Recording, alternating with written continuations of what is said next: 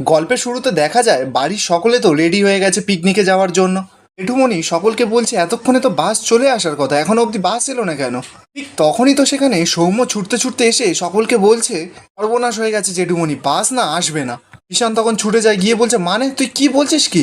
সৌম্য তখন বিশানকে বলছে আরে বাবা, আমরা যে বাসটাতে যাব বলে ঠিক করেছিলাম সেই বাসটাতে গতকাল রাতে একটা ভয়ানক অ্যাক্সিডেন্ট হয়ে গেছে। এ ড্রাইভারের বাস, সে এখন হসপিটালাইজড। একটু তখন এবার সকলকে বলছে তাহলে আর কি হয়ে গেল, পিকনিকে যাওয়ার হবে না। যে পিকনিক এই মল্লিক বাড়িতে এত বছর ধরে চলে আসছে সেই পিকনিক আর বন্ধ, আর এটা পার্মানেন্টলি বন্ধ হয়ে যাক। যারা যাদের আত্মীয়দের ফোন করে বলেছিলে যে পিকনিকে যাওয়ার জন্য, তারা আবার তাদের আত্মীয়দের ফোন করে বলে দাও যে তাদের আর আসতে হবে না। বাড়িতে তিনটে বড় বড় ছেলে রয়েছে, একটা লাক্সারি বাস জোগাড় করতে পারলো না কেউ। রূপাই এবার কি করবে, দেখতে পাচ্ছে তো পিকনিকটা পুরো ভেস্তে যাবে, সকলের মন মেজাজ খারাপ। রূপাই তখন ওর যে জেঠি আছে, মানে যার বাস রূপাই চালায়, তাকে ফোন করে। রূপাই জেঠিকে ফোন করে বলছে জেঠি আমি না বড় বিপদে পড়ে তোমাকে ফোন করেছি।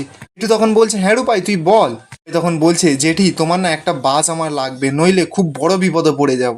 যে বাসটা বুক করেছিল না পিকনিক যাওয়ার জন্য, সেই বাসটার না অ্যাক্সিডেন্ট হয়ে গেছে কাল রাতে। জেঠি তখন রূপাইকে বলছে ঠিক আছে আজকে আমি নয় বাস নিয়ে বেরোবো না, তোর শ্বশুরবাড়ির লোকরা পিকনিকে যাবে আনন্দ করে, আর আমি তোকে সাহায্য করবো না? ঠিক আছে তুই দাঁড়া, আমি তোকে বাস পাঠিয়ে দিচ্ছি এক্ষুনি। এরপর রূপাই তো ফোনটা রেখে দেয়। রূপাই এবার সকলের কাছে গিয়ে বলছে কোনো বাসের ব্যবস্থা হলো?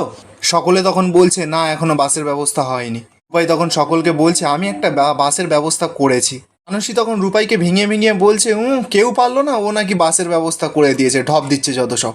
রূপাই তখন সকলকে বলছে আপনারা বরং আমার বাসে করে সকলে পিকনিকে চলুন, আমি আপনাদের সকলকে বাস চালিয়ে নিয়ে যাব। আমি জেঠিকে বলেছি, জেঠি বাস পাঠিয়ে দেবে বলেছে। ঈশান তখন আইডিয়াটা শুনে বলছে বেশ দারুণ আইডিয়া তো, আমরা যে কজন আছি সকলে কিন্তু রূপাইয়ের বাসে ধরে যাবে।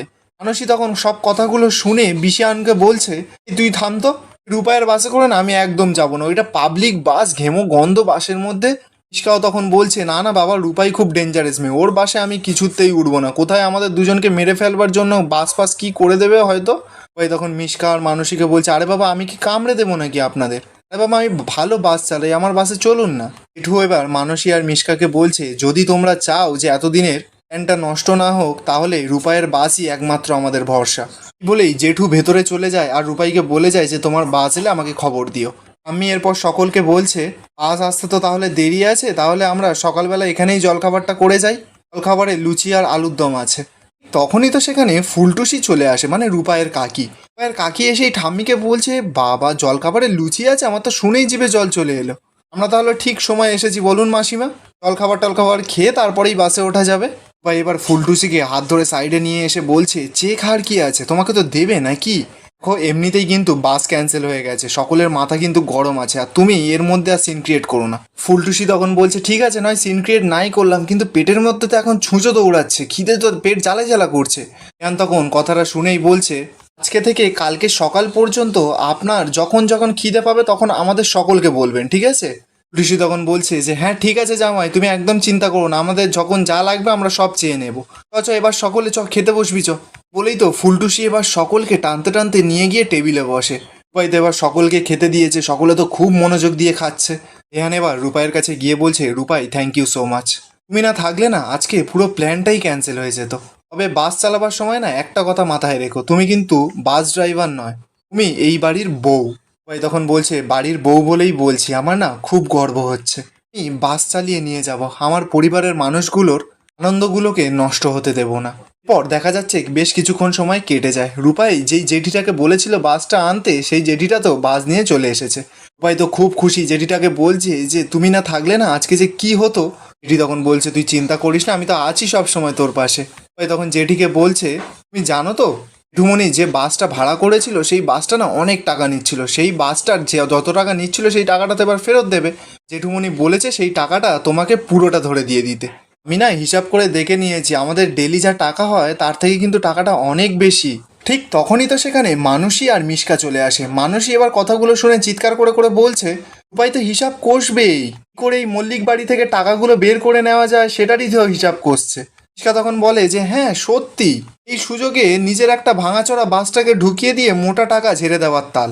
উপায় তো এবার খুব রেগে যায়, মানসী আর মিশকার কাছে গিয়ে বলছে এই কমিশন খেলাম মানে, টাকা ঝেড়ে দিলাম মানে কি, এরকম অকৃতজ্ঞের মতন কথা বলো কেন তোমরা? এই দেখো তো সেজে গুজে বসে আছো, জেঠি যদি বাসটা না এনে দিত আর আমি যদি বাসটা না চালিয়ে যেতাম তাহলে কি করতে তোমরা? তখন তো এখানে বসে বসে আঙুল চুষতে হতো। এরপর দেখা যাচ্ছে সেখানে বাড়ির সকলে চলে আসে, বিশান রেহান সবাই তো চলে এসেছে। মানসী এবার চিৎকার করে করে সকলকে বলছে, এই রূপাই এত শিয়ানা, তোমরা কি জানো এই ভাঙাচোরা বাসটা মাঝখান থেকে ঢুকিয়ে দিয়ে লাক্সারি বাসের কিন্তু টাকাটা নিয়ে নিল। আরে বাবা, একটু খুঁজলে কি ওই লাক্সারি বাস পাওয়া যেত না নাকি? ধ্যান তখন মানসীকে বলছে, নিজের চোখেই তো দেখলে সকলে কত চেষ্টা করলো, রূপাই যদি আজকে না এই বাসটা নিয়ে আসতো তাহলে কি হতো বলো তো? রূপাই হতে আবার মানসীর ওপর রেগে গিয়ে মানসীকে বলছে, "এই একদম না, বেরোনোর সময় কাজে বাজে কথা বলবেন না, একটা কিন্তু কথা মাথায় রাখবে, চেয়ারিং কিন্তু আমার হাতে থাকবে, কখন কি করে দেবো না বুঝতে পারবে।" মানসী তো এবার কথাটা শুনেই ভয় পেয়ে যায়, সকলকে বলছে, না না, আমি তাহলে এই রূপায়ের বাসে কিছুতেই উঠবো না, এর দিয়ে আমার কোনো ভরসা নেই, নিজে তো মরবে, আমাদের সকলকে নিয়ে মরবে। আমি তখন কথাটা শুনেই মানসীকে বলছে, "এই তুমি না একদম আজে বাজে কথা বলো না তো, বেরোনোর সময় যত সব অলক্ষণে কথা, তাই আমরা সকলে রূপায়ের বাসে করে হই হই করতে করতে যাব, তা নয় শুধু আজে বাজে কথা বলে যাচ্ছে।" মানসী তখন কথাটা শুনে বলছে, এতে আবার হই হই করে যাওয়ার কি আছে, তাতে তো লোকে আরো ছিছি করবার কথা। রূপাই কি, সে নাকি মল্লিক বাড়ির বউ, আর সে বাস চালিয়ে নিয়ে যাবে আমাদের পুরো ফ্যামিলির সকলকে। রেহান তো এবার কথাটা শুনে খুব রেগে যায়, মানসীকে বলছে যে রূপাই এখন বাস চালিয়ে নিয়ে যাবে বলে তোমাদের সবার খুব অসুবিধা হচ্ছে, তাই তো? কিন্তু রূপাই যদি এক্ষুনি একটা লাক্সারি বাস এনে তোমাদের সকলকে বাস চালিয়ে নিয়ে যেত তখন তোমাদের তো কোনো অসুবিধা হতো না। তোমরা না সত্যি অদ্ভুত একটা মানুষ, তোমাদের দেখলেই বিরক্ত লাগে। ইস্কা এবার চিৎকার করে করে মানসীকে বলছে, রেহান না আর নার্স নেই, উকিল হয়ে গেছে উকিল, ওর বউকে তো কিছু বলাই যাবে না এখন, ওর বউকে কিছু বললেই এখন ঘাড়ে উঠে আসছে রেহান। ঠিক তখনই সেখানে জেঠু এসে মানসী আর মিশকাকে বলছে, আরো জোরে কথা বলো তোমরা, আরো চিৎকার করে পাড়ার সবাইকে বলো যে সংসারের হাঁড়ির খবর। তাছাড়া তোমরা মল্লিক বাড়ির বউরা যদি একজোট হয়ে ঝগড়াই করবে বলেছিলে তাহলে কেন বাড়ির ভেতরে করলে না, বাইরে এসে কেন এরকম ঝগড়া করছো? তো উদ্যোগ নিয়ে খরচাপাতি করে পিকনিক যাওয়ার দরকারটা কী ছিল? এরপর ঠিক সেখানে দেখা যায় রূপায়ের কাকা আর মা চলে এসেছে। রূপাই তো ওর মাকে দেখে খুব খুশি হয়, তাড়াতাড়ি ছুটতে গিয়ে ওর মাকে জড়িয়ে ধরে। মায়ের কাছ থেকে খুব সুন্দরভাবে আদর খাচ্ছে রূপাই। রেহানের মা এবার রূপাইয়ের মা আর কাকাকে নিয়ে বাসে উঠে যায়। এদিকে তো মিশকা মানসীকে বলছে, এই মধু এখনো আসেনি কেন বলো তো, এই রূপাইকে কিন্তু সিন থেকে হাঁটানোর জন্য আমাদের মধুকেই দরকার। তখনই তো সেখানে মধুমিতা চলে এসেছে একটা ছোট্ট পোশাক পরে সকলের সামনে। রূপাই তো মধুমিতাকে দেখেই মনে মনে বলছে, পিকনিকে যাচ্ছে না ফ্যাশন শোতে যাচ্ছে বোঝা বড় দায়। মানসী এদিকে মধুমিতাকে বলছে, আরে বাবা লেট করবার কি আছে, তুমি তো এসেই আমাদের পিকনিকটাকে আরো চকচকে করে তুললে। বাবা তোমাকে তো পুরো ক্যাটরিনা ক্যাফ লাগছে। রেহান তো মধুমিতার দিকে বেশি তাকাচ্ছে না, রূপাইকে বলছে, রূপাই তুমি তাড়াতাড়ি বাসে ওঠো, অনেক দেরি হয়ে যাবে। রূপাই এবার বাসে উঠে সকলকে বলছে, আমার যে কি আনন্দ হচ্ছে না আমি বলে বোঝাতে পারবো না। আমি যে এই সকলকে নিয়ে আমি বাস চালিয়ে সকলকে নিয়ে যাব সেটাই ভেবে আমার খুব আনন্দ হচ্ছে। আমি যে আমার বাসে করে বসিয়ে নিয়ে যাচ্ছি সেটাই তো সব থেকে বড় কথা। মানসী তখন রূপাইকে এসে বলছে, আরে আমরা বসবোটা কোথায়, বসিয়ে নিয়ে যাচ্ছি তো খুব বলছি, কিন্তু তোমার ভাই বোনরাই তো সব জানলার ধারে সিটগুলোতে বসে পড়েছে। না না, তুমি ওদেরকে এক্ষুনি উঠতে পারো, আমি জানলার ধারে সিট ছাড়া বসতে পারবো না। রূপাই এবার মধুমিতাকে বলছে, মধু ম্যাডাম আপনারও কি জানলার ধারে সিট লাগবে নাকি? মধুমিতা তখন বলছে, না না আমার লাগবে না ঠিকই, কিন্তু আমি তো কোনোদিন আগে এরকম নন এসি বাসে উঠিনি তো তাই জন্য। এখানেই আজকের এপিসোডটা শেষ হয়ে যায়। আপনাদের কেমন লাগছে এই সিরিয়ালটা কমেন্টে অবশ্যই জানাবেন, আর ভালো লাগলে না চ্যানেলটা একটু সাবস্ক্রাইব করে যাবেন।